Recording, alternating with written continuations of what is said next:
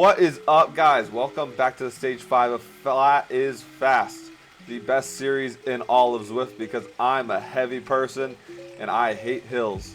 I'm actually here to take home a result today. You'll see there's two cheaters, not actually cheaters, but I swear they should not be in my section. You'll look at the topography map up here. I think the biggest gradient is like 4%, which is nothing. The other London map that we did had the giant hill in it, which I was not a fan of. But getting into this race, nothing really happens for the majority of the time because it is flat. There's not many hills where you can attack on and break away. Like I said before, we had these two people, I think Lind up there, and then Penman eventually goes. I was messaging him a little bit, trying to ask him if he wanted to attack with me. He decided to go by himself. We'll see that up here. But the Lind guy ends up doing an average of 3.4 watts per kilogram the whole entire race, and that is well above the category D that we're in.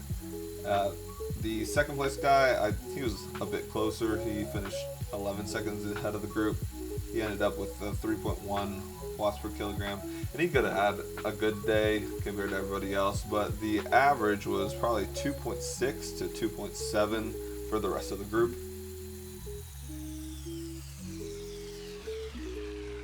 And here's where Lind decides to attack.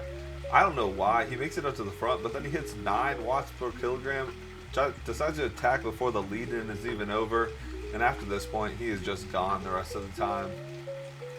While editing this video, I actually looked back at his Zwift power to see what was up. And he hadn't raced in like 2 years or 1 year. So I'm assuming his Zwift score just went down, so he was put in here. So no, I guess no fault to him.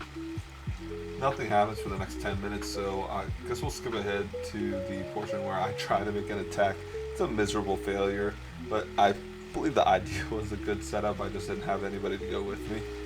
So there's Penman ahead on the tracking, and as I come around this turn, I have my boost ready, and I'm about to hit another power-up section. So the idea is start at the back, use your draft into a sprint, gain some speed, and then have your next power-up ready. As you can see here, I don't get as far as I thought. I only produced like a 3-second gap, and then I give up on it because I thought we'd be better in numbers because I can't fight that long by myself. For the second half of the race, there's not too much that goes on. Here I let the remainder of the group catch up so we can start working together. I was messaging the guy in front of us because I was letting him know that I was going to try to catch up to him. That plan quickly failed. But we get ahead into the second lap, and then rounding the third lap, we'll come up to the final sprint. I'm just going to go skip ahead. Alright, so I managed to keep an aero boost for the last sprint, and I know just by watching a couple other people on YouTube that you're supposed to sort of start towards the middle, maybe even the back half of the pack, so that you can draft off of everyone else as you push forward. So I'm waiting, and I finally pop it, and I actually get up to around, I think 1,061 watts to power through, go through the 4th place, through the 3rd place guy, and I am cooking at this point. I finally get to the end. And I end pretty well. Disappointed that the 2 people got ahead. I know the first guy is not supposed to be in our race. The second guy, I guess he just had a really good race. But 3rd place finish.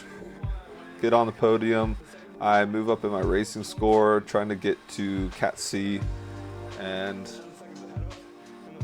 we will see where we go from there. Thank you for watching.